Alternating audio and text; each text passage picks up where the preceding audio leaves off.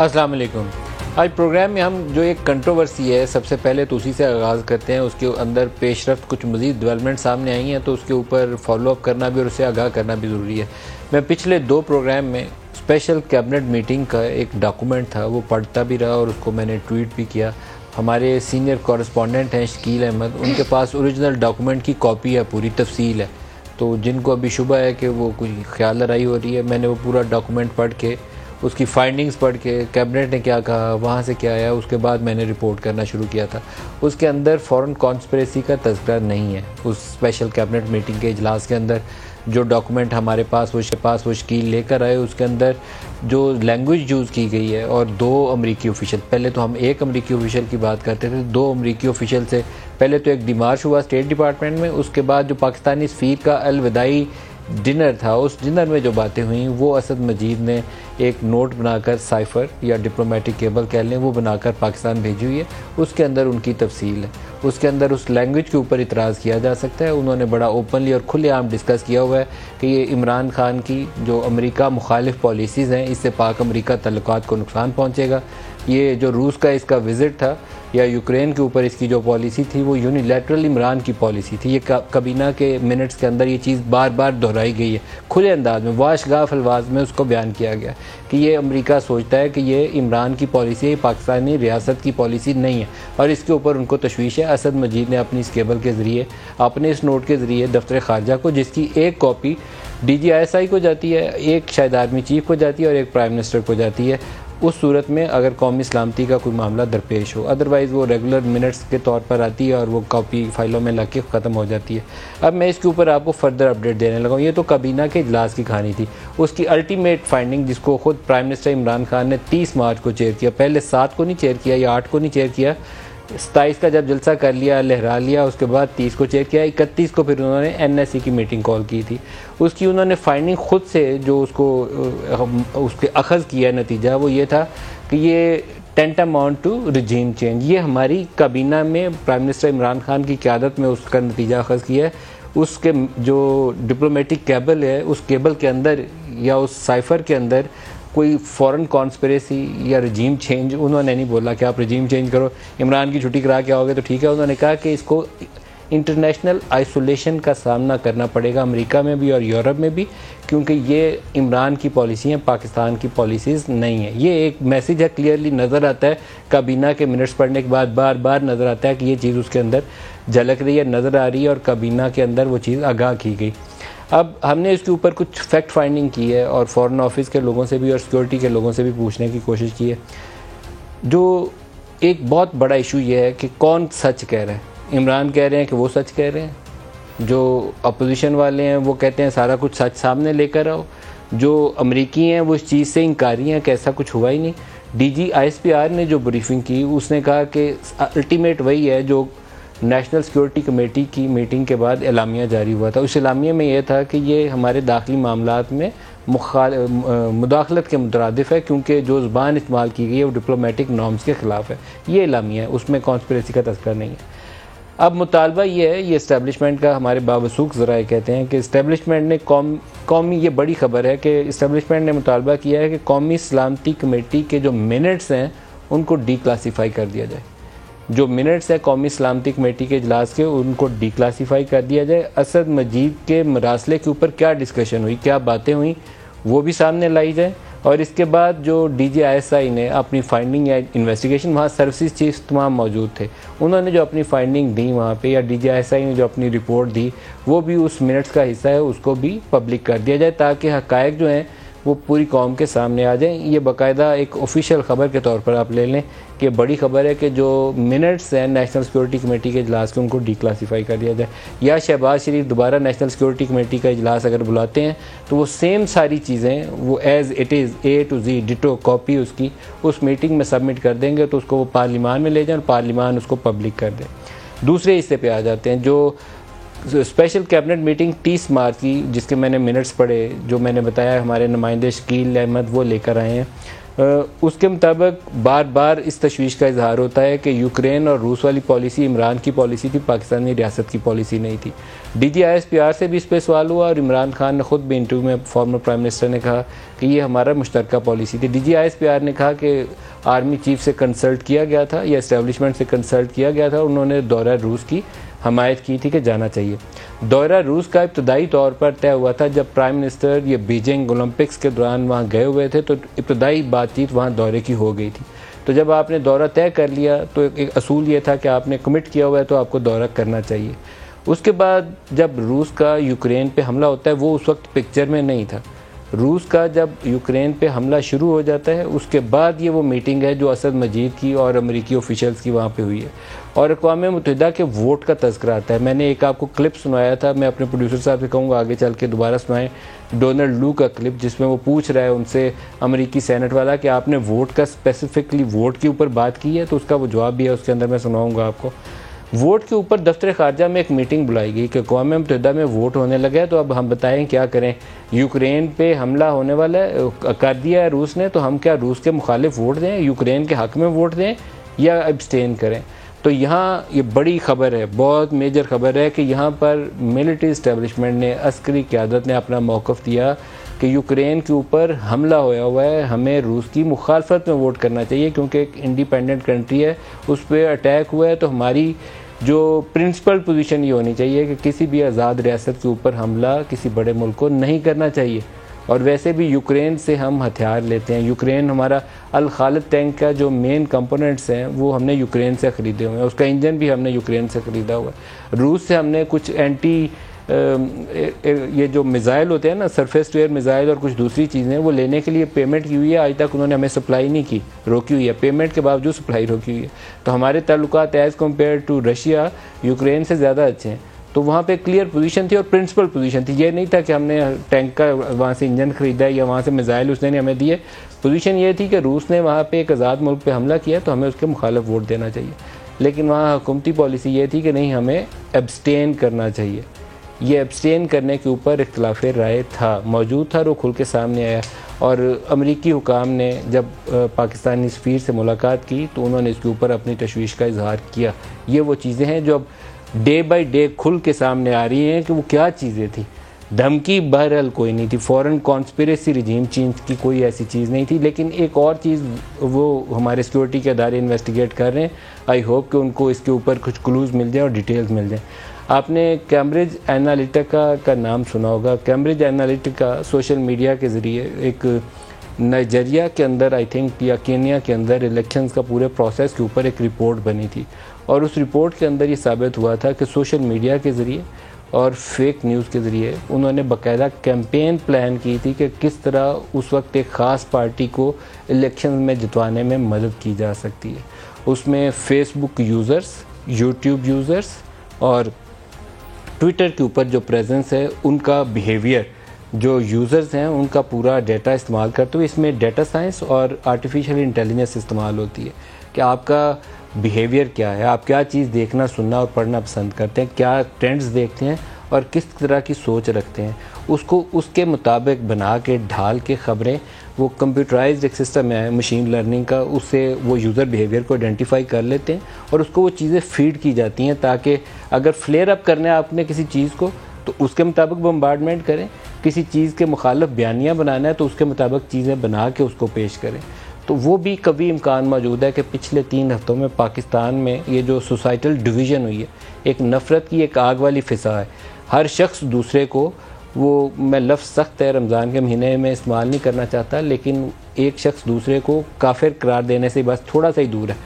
آدھا سمجھتا ہے کہ میں مسلمان ہوں اور باقی آدھے کو سمجھتا ہے یہ کافر ہے۔ پوری قوم کی اس وقت یہی تقسیم ہے، ایک غدار ہے اور ایک سچا پاکستانی ہے، اور جو دوسرے کو غدار کہتا ہے اس کے اپنے متعلق دوسرے کی رائے یہ ہے کہ شاید یہ سب سے بڑا غدار۔ یہی وہ کیوٹک کیفیت ہے جس میں دشمن فائدہ اٹھاتا ہے اس تقسیم کا اور کوئی واردات ڈال جاتا ہے۔ پاکستانی پولیس چوکیوں پہ حملے ہو رہے ہیں، آج بھی کہیں سوات میں یا کسی علاقے میں پولیس کی پوسٹ پہ کسی پولیس والے کی شہادت کی خبر ہے۔ تو ہم کہاں کھڑے ہیں؟ ہمارے لیڈرز کو یہ نظر نہیں آ رہا کہ ملک ہمارا کہاں کھڑا ہے؟ آج افغانستان میں ایک ہی دن میں 5 اٹیکس ہوئے ہیں، ٹیررزم کے اٹیکس۔ ISIS کی پریزیڈنٹ ننگرہار میں، یہ ہمارے بارڈر ایریا کے اوپر ہے داعش کی، تو ہم کسی اور دنیا میں شاید زندہ ہیں، یا ہمارے لیڈرز اتنے بے خبر ہیں کہ ان کو پتہ نہیں ہے.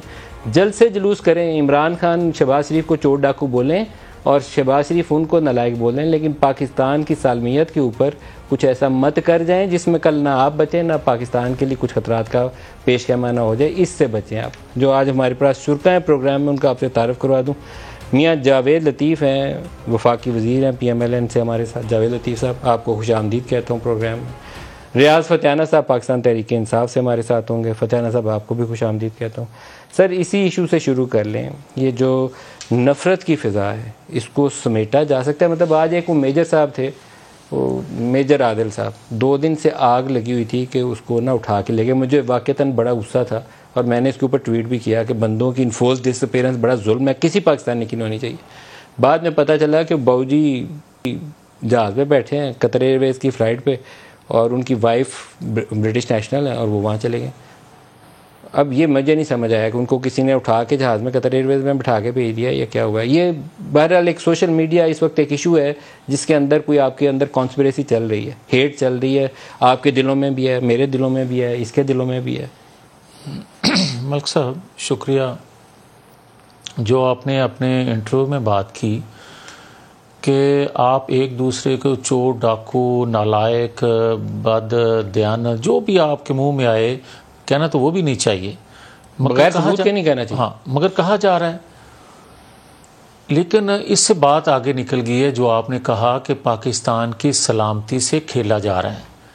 اب جو ایک دوسرے پہ الزام لگا رہے ہیں وہ 100 200 400 لوگ ہوں گے، مگر 22 کروڑ عوام کا کیا قصور ہے جن کے آپ جذبات سے بھی کھیل رہے ہیں اور جن کو آپ نے ہلکان کیا ہوا ہے پچھلے کئی سالوں سے.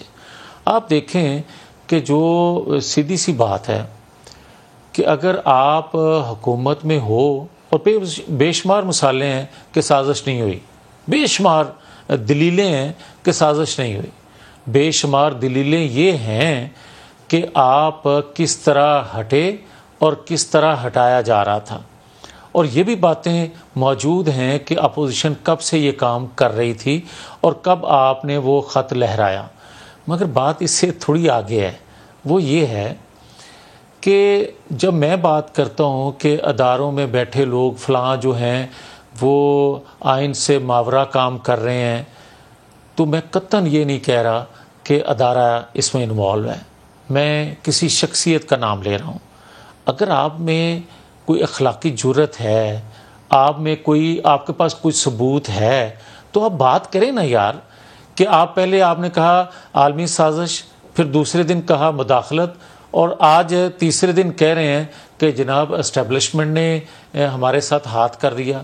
یا تو آپ جو کہنے والے فواد چودھری صاحب ہیں ان کی بات کو رد کریں، کہیں آپ کہ یہ بات غلط ہے، یہ پارٹی پالیسی نہیں ہے، یہ میرا موقف نہیں ہے، یہ جھوٹ بول رہا ہے.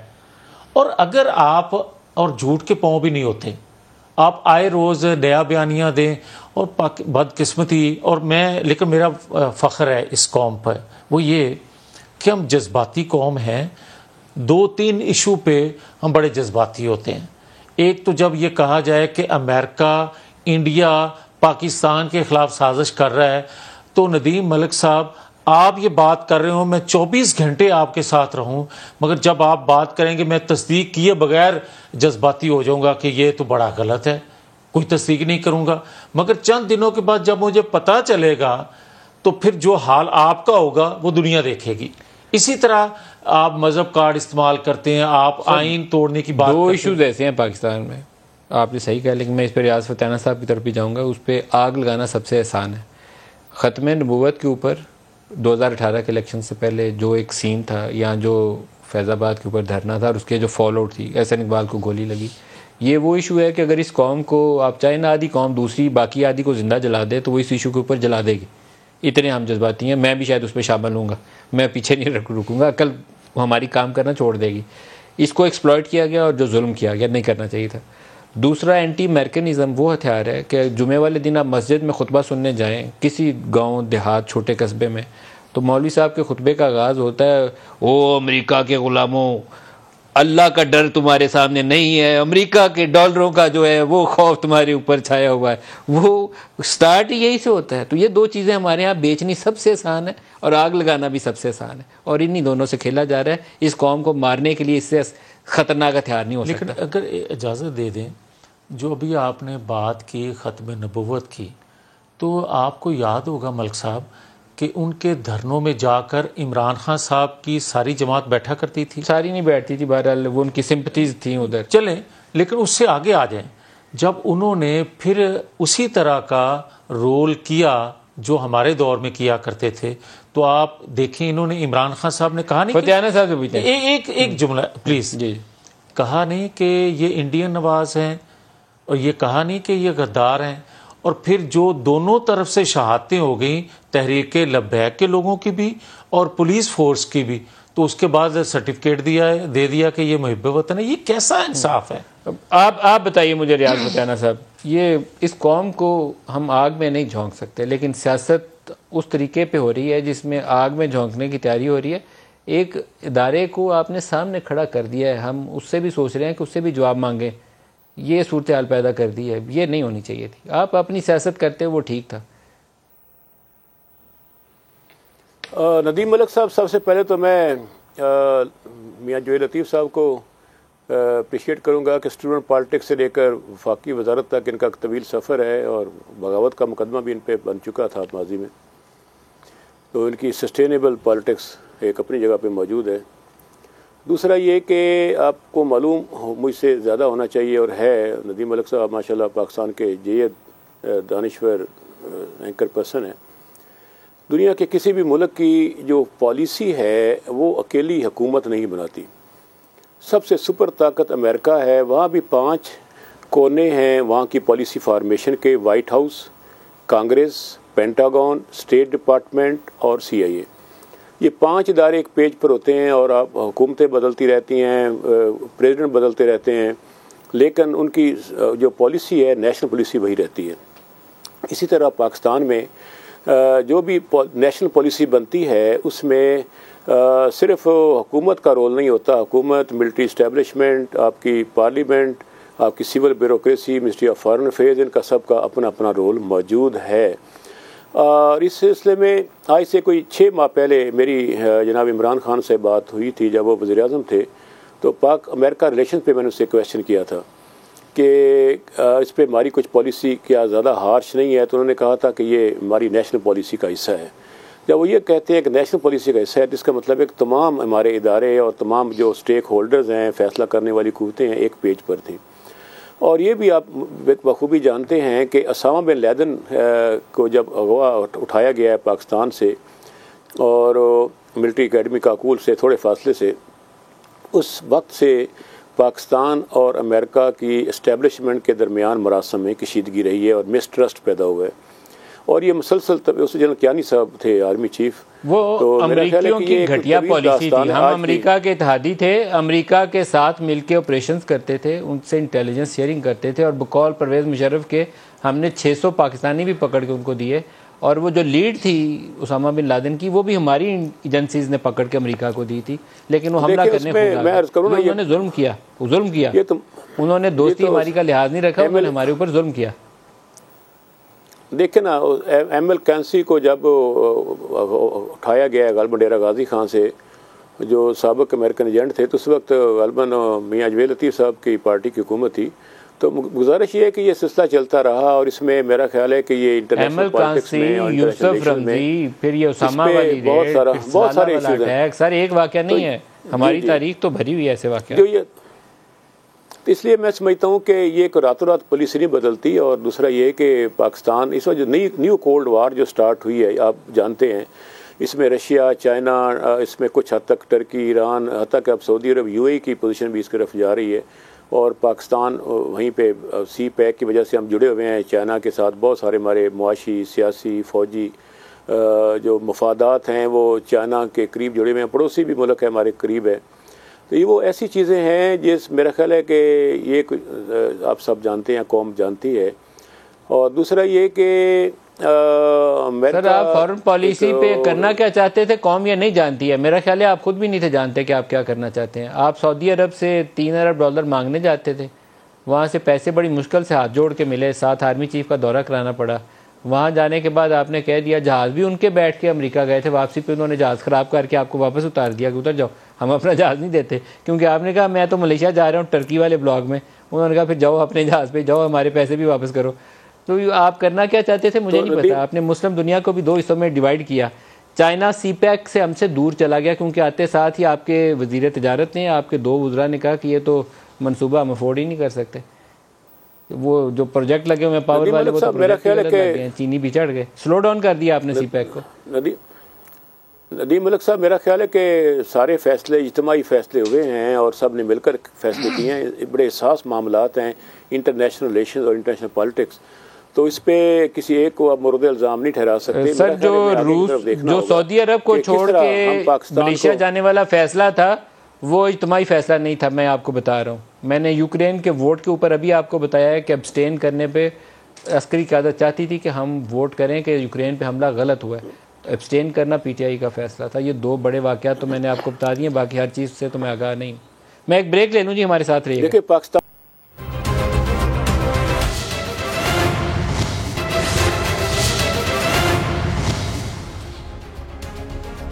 پروگرام میں دوبارہ خوش آمدید کہتے ہیں. توشہ خانہ کے حوالے سے انفارمیشن منسٹر ہیں مریم, انہوں نے ایک پریس کانفرنس کی, اس کا ایک حصہ آپ کو سناتا ہوں, دکھائیے گا جی. جتنا توشہ خانہ سے انکم میں اضافہ ہوا ہے وہ ان کی پوری زندگی کی انکم میں کبھی اتنا اضافہ نہیں ہوا. بطور وزیر اعظم جو ان کو تحفے ملے تھے ان کو انہوں نے کم ویلیو پہ لیا اور اس کے بعد انہوں نے اس کو 4 گنا قیمتوں پر بازاروں میں بیچا, جس میں وہ مشہور گھڑی بھی شامل ہے, کفلنگز اور انگوٹھی جس کی قیمت 14 کروڑ تھی, جن کو موصوف نے 3 کروڑ پر لیا, اور خالی گھڑی کو جو انفارمیشن آ رہی ہے 18 کروڑ کا بیچا.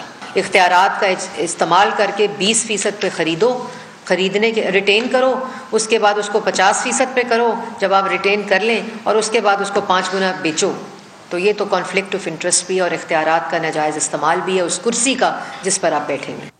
پرائم منسٹر کو جو لا ہمارا بنا ہوا ہے وہ بڑا ہی متنازع قسم کا لا ہے. اس میں گنجائش ہے کہ آپ 20%, بعد میں انہوں نے اس کو 50% کر دیا تھا, دے کے کسی بھی تحفے کو لے لیں, اور ویلیویشن بھی اس کی وہ جو اسٹیٹ بینک یا FBR متعین کرتا ہے. یہ ایک چور دروازہ ہے جس کو عمران خان ہمیشہ تنقید کرتے تھے, اور یوسف رضا گیلانی ہار لے گیا تو اس کو تنقید بناتے تھے. ہمیں بالکل صحیح لگتی تھی بات, کیونکہ ایک سعودی کنگ ہے, اس نے آپ کو تحفہ دیا ہے, پین دیا ہے, کف لنکس دیے ہیں, کوئی ہار دیا یا گھڑی دی ہے, اس کی اگر 25 لاکھ یا 50 لاکھ مالیت ہے تو اس تحفے کی یا اس کارپیٹ کے پیس کی جس کو آپ بتائیں گے کہ یہ سعودی عرب سے کنگ سے آیا تھا, وہ ایک باقاعدہ اس کی ایک ویلیو بن جاتی ہے. لوگ اس کو 50 لاکھ والے تحفے کو ہو سکتا ہے 1 کروڑ 50 لاکھ کا خرید کے لے جائیں. اس کو آکشن ہونا چاہیے, کسی کو رائٹ نہیں ہونا چاہیے کہ اپنے گھروں میں لے جائے. بڈنگ ہونی چاہیے پورے تعارف کے ساتھ, اور یہ اس میں کوئی مذائقہ نہیں ہے. قومی خزانے میں پیسہ جائے گا.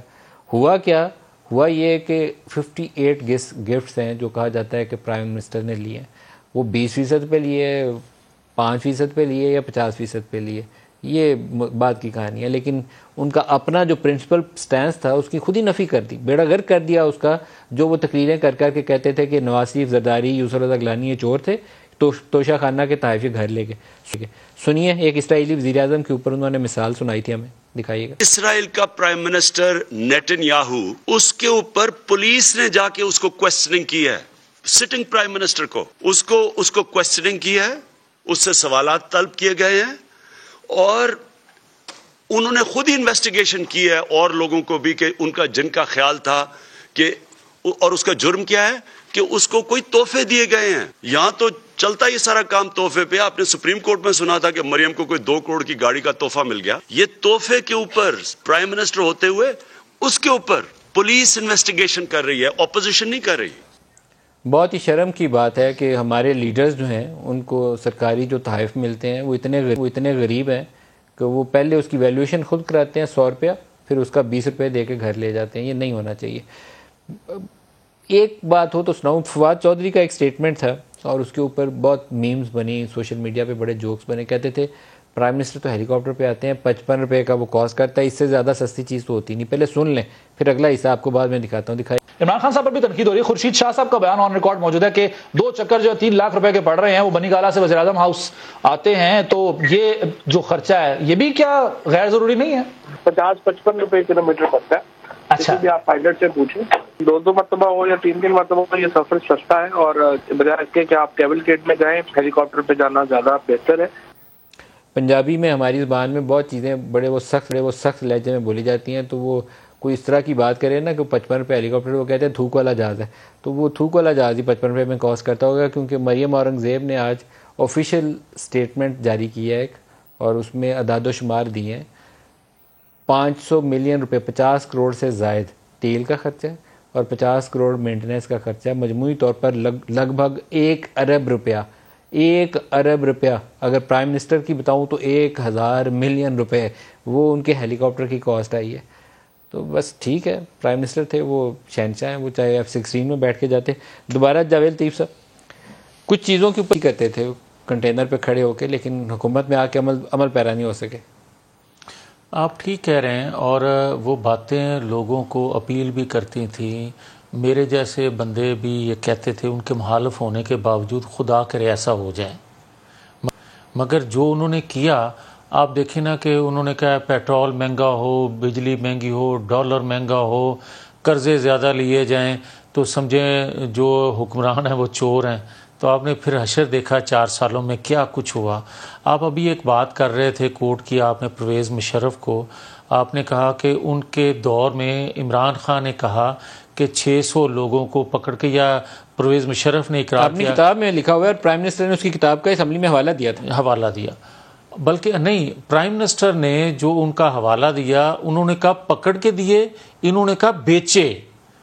عمران خان نے بطور پرائم منسٹر کے کہا کہ ہمارے اداروں نے بہت سے پاکستانیوں کو پکڑ کے بیچا امریکہ کے سامنے. اگر پرویز مشرف کی آپ کتاب پڑھیں گے نا تو آپ کو یہ تاثر آپ کو بھی مل جائے گا. پڑھیے گا ایک دفعہ کتاب. نہیں, میں ایک لائن آف ڈیوٹی میں آپ پہ ہی بلیو کرتا ہوں, میں عمران خان کی پڑھی ہوئی باتوں پہ ہی یقین کر لیتا ہوں. مگر مجھے یہ بتائیں ندیم ملک صاحب, کیا بطور پرائم منسٹر کے جب آپ امریکہ میں بیٹھ کے کہیں کہ القاعدہ کو ٹریننگ تربیت ہم نے دی, آپ ایران میں بیٹھ کر یہ کہیں بطور پرائم منسٹر کے, آپ کہیں ہماری سرزمین آپ کے خلاف استعمال ہوئی, تو کیا یہ حب الوطنی ہے یا اقرار جرم ہے؟ اور کیا اس کے بعد نوٹس نہیں لیا جانا چاہیے تھا؟ اگر اداروں نے بیچے تھے تو اس کو انویسٹیگیٹ کرنا چاہیے تھا, اور اگر غلط تھا تو پھر ہم سب کو ایز اے قوم اس کا نوٹس لینا چاہیے تھا. جو آج بیانیاں بیچ رہے ہیں وہ آج ان کو جرت نہ ہوتی یہ باتیں کرنے کی, اگر اس وقت ان کا منہ بند کر دیا جاتا. آپ مجھے یہ بتائیں کہ آپ اپنی پاپولیرٹی کے لیے, اور میں آج اقرار کر رہا ہوں کہ اگر 4-6 ماہ اس کو اور حکومت کرنے دی جاتی تو لوگ جہاں کہیں سے یہ گزرتا, لوگ بہت برا حال کرتے اس بندے کا. مگر پھر کیوں حکومت لیا؟ کس نے مشورہ دیا تھا آپ کو؟ جی میں وہی عرض کرنے لگا ہوں. ایک غیر مقبول فیصلہ جو ہے وہ 2-3 ایشوز پہ نہیں, ریاست کی عزت, ریاست کے وقار اور ریاست کی بہتری کے لیے جو فیصلہ غیر مقبول کیا گیا ایک قومی حکومت کی شکل میں, اس کی وجہ صرف یہ تھی کہ اگر یہ کچھ ماہ اور رہ جاتے موصوف تو پاکستان کی معیشت آج جس حال میں ہے, آپ دیکھیں یہ آپ کو اعتراف ہے کہ یہ غیر مقبول فیصلہ ہے؟ بالکل میں کہتا ہوں یہ غیر مقبول نہیں کرنا چاہیے تھا, لیکن آپ کہتے ہیں مجبوری یہ تھی کہ اکانومی بہت خطرے میں تھی اس لیے کرنا پڑا. پاکستان کے مفاد میں یہ فیصلہ اس لیے کرنا پڑا کہ آئندہ کوئی بھی حکومت ہمارے سیاستدانوں کا جو پاکستان کا مفاد ہے نا وہ ذاتی مفاد سے جڑا ہوتا ہے. آپ حکومت میں آگے ہیں. نہیں ایک سیکنڈ, اگر آپ یہ کہیں نا تو یہ بات درست ہے کہ لاجیکلی آپ میز پہ بیٹھ کے میرے ساتھ 2+2 کریں نا, تو میں اس غیر مقبول فیصلے کے لیے تو میں تو نہیں کہتا کہ آپ یہ کام کریں, یہ تو خودکشی کرنے والا کام تھا جو آپ نے کیا, سوائے اس کے کہ آپ کو حکومت مل گئی, اس میں کوئی ڈھنگ کی بات ہی نہیں. اچھا مجھے یہ بتائیں, کیا یہ حکومت لے کر ہم لوگوں کی دعائیں لے رہے ہیں؟ ابھی تو آپ دعائیں شروع ہوں گی, پوری قوم سے گالیاں ابھی پڑھ رہی ہیں بھائی, 3 مہینے بعد اور پڑھیں گی. صحیح کہہ رہے ہیں, مگر آپ کچھ فیصلے اپنے مفاد کے لیے کرتے ہیں اور لارجر انٹرسٹ میں آپ ریاست کے لیے کرتے ہیں، اسی کو لیڈرشپ کہتے ہیں۔ فتیانہ صاحب، مجھے ویسے میں آپ نے بڑی دل کی بات، آنیسٹ اوپینین آپ کو دینے لگا ہوں۔ میں جھوٹ ویسے بولتی بھی تو روزوں کے مہینوں میں تو ویسے بھی اللہ سے ڈر کے رہتا ہوں۔ مجھے لگتا ہے کہ انہوں نے نو کانفیڈنس کر کے نا آپ کا بھلا کر دیا۔ آپ کو 3-4 مہینے بعد جو چترول ہونی تھی نا وہ اب ان کی ہو رہی ہے، یا مزید ہوگی جون جولائی کے مہینوں میں، آپ شاید اسے بچ جائیں۔ ندیم ملک صاحب، میں 2-4 باتیں کرنا چاہتا ہوں، آپ تھوڑا ٹائم مجھے دیجیے گا۔ تو مجھے پتہ ہے میاں جویل لطیف صاحب کے قریب بیٹھے ہیں، میں ذرا دور بیٹھا ہوں، مجھے ٹائم پورا نہیں مل رہا۔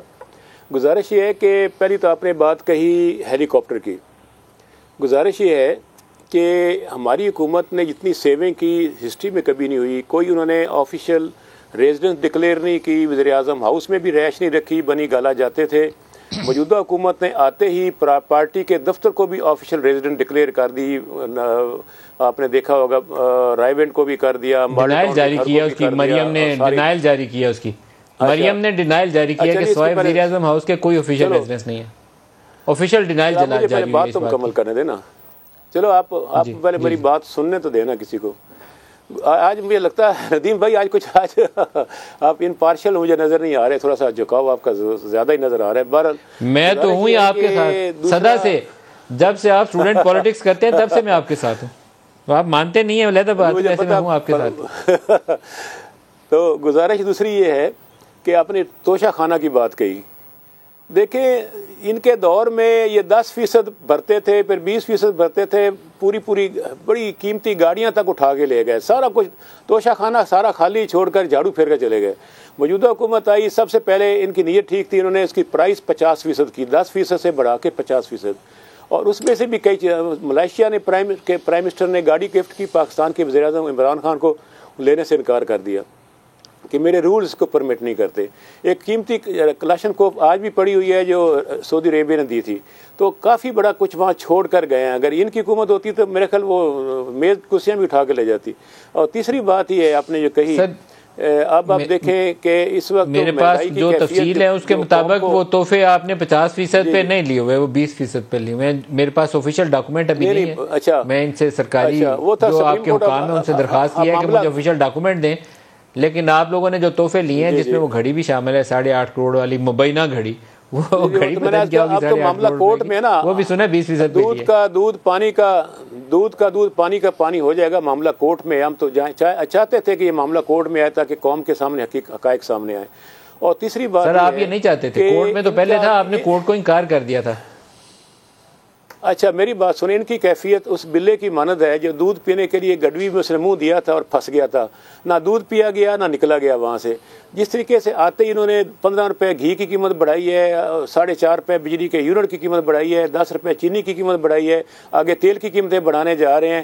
لگ پتہ جائے گا، ہمیں یہ کہتے تھے یہ نالائق ہیں، اب ان کے بارے میں کیا کہا جائے کہ جنہوں نے آتے ہی بڑے کاریگر حکومت بنانے والے ہیں، آج انہوں نے بڑی مار پیٹے گی، میں آپ کو بتا رہا ہوں بڑی مار پیٹے گی، انہیں 3 مہینے رہ لینے دے، پھر دیکھے گا ان کا حال کیا ہوتا ہے، ان کی طبیعت صاف ہو جائے گی۔ اور عوام کی چیخیں، ابھی پہلے ہفتے میں عوام کی چیخیں نکلوا دی انہوں نے، آگے دیکھی ہوتا ہے کیا۔ تو میرا خیال ہے کہ یہ پھنس گئے ہیں، ٹریپ ہو گئے ہیں اپنی غلطی کر کے۔ اب ان کو سمجھ جائے گی کہ ایک منتخب حکومت، دوسری بات یہ بھی آپ یاد رکھیں، یہ مجھے اب شک پڑنے لگ گیا کہ یہ رجیم چینج کی جو کانسپیریسی ہے نا، یہ آپ ہی نے کی ہے، آپ نے گل سے اتار کے ان کے گلے ڈال دیا ہے۔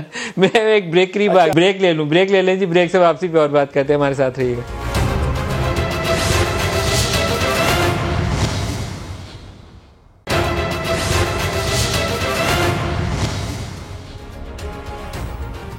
پروگرام میں دوبارہ خوش آمدید کہتے ہیں۔ شہباز شریف آج نارتھ وزیرستان کے وزٹ پہ گئے ہیں آرمی چیف کے ساتھ، اور بہت اچھا جسچر ہے۔ تمام ان جگہوں پہ جانا چاہیے جہاں پر سیکورٹی کے خدشات ہیں، اور پاکستان کا سپاہی وہاں پر کھڑا ہے پاکستانی سرحدوں کی حفاظت کے لیے، وہ پاکستانی فوج کا جوان ہو، FCC کا ہو یا پولیس کا ہو۔ جب اس کو پتہ چلے کہ پاکستانی قوم کے لیڈرز، پاکستانی عوام میرے پیچھے کھڑے ہیں، تو وہ گولی سینے پہ کھائے گا، پیچھے نہیں ہٹے گا۔ تو وہ ہمیشہ جانا چاہیے ایسے موقعوں کے اوپر۔ میں ان کے اس جسچر کو ویلکم کرتا ہوں۔ حالانکہ شہباز شریف صاحب کی سیاست کے اوپر میرے 1001 اعتراضات ہیں، ان کے اوپر کیسز ہیں جن کے اوپر میرے تحفظات ہیں، لیکن یہ جسچر بہت اچھا ہے۔ نارتھ وزیرستان جانا، کوئٹہ جانا چاہیے، نارتھ وزیرستان جانا چاہیے، خوزدار جانا چاہیے، ڈیرہ بگٹی جانا چاہیے۔ ہمارے پاکستان کے وہ علاقے جو نگلیکٹڈ ہیں، یہ ہماری لیڈرشپ کی کوتاہیوں کی وجہ سے نگلیکٹڈ ہیں، ادروائز کوئی وجہ نہیں ہے کہ ہم وہاں نہ جائیں۔ آپ کچھ کہیں گے؟ نہیں بہت اچھا ہے، اور یہ ایک پرائم منسٹر کو کرنا چاہیے، اپنے اداروں کے ساتھ کھڑے ہونا چاہیے. مگر جو ابھی آپ نے بات کی نا کیسز کی، مجھے تھوڑا اس سے اختلاف ہے بڑے ادب سے. آپ دیکھیں نا کہ ایک کیس جو سابق وزیر اعظم ہے اس پر بھی تھا، اور اس کے دور میں اس کو لمبا کیا جاتا رہا. 780 لگی کیس کا پی ٹی وی کے حملہ والا. نہیں اس کو نہیں میں کہہ رہا، form funding case form funding والا وہ تو خیر ابھی بھی چل رہا ہے نا. اب اگر اس کا کوئی فیصلہ ایسا آتا ہے جو نظر آ رہا ہے کہ بے شمار ثبوت ہیں، تو پھر کیا اس پر یہ کہیں گے کہ مجھے دیوار سے لگا دیا گیا؟ کس نے دیوار سے لگایا؟ پھر آپ کی سازش قرار دیتے ہیں. اچھا، اگر میری سازش، میری جماعت کی سازش، ختم ہو رہا ہے پروگرام کا وقت ختم ہو رہا ہے. یہ وائنڈ اپ کر لیں، اس ٹاپک کو کنٹینیو کریں گے کیونکہ یہ فیصلہ اب قریب ہے. اسلام آباد ہائی کورٹ کے حکم کے بعد 1 مہینے کے اندر آنے آنا ہے. لیکن ہم وہ بات نہیں کریں گے جو ان کے وزراء کیا کرتے تھے. بالکل صحیح. میاں جاوید لطیف صاحب، ریاض فتح صاحب، آپ دونوں کا بہت شکریہ. آج کے لیے اتنا ہی اجازت دیجیے. اللہ حافظ.